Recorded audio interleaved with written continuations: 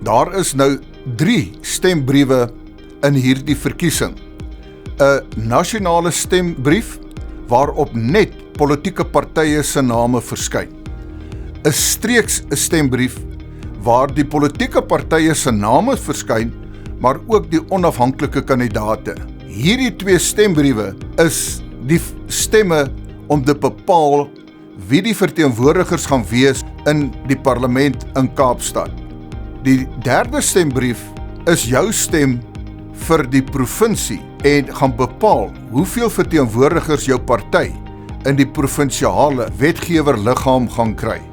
Why look anywhere else?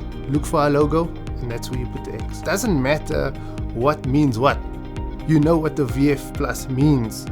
So wherever you see their logo, that's where you vote. Jy is nie klaar gestem as jy nie op al 3 stembriewe VF Plus gestem het nie. Bou saam met my en stem VF Plus op 29 Mei.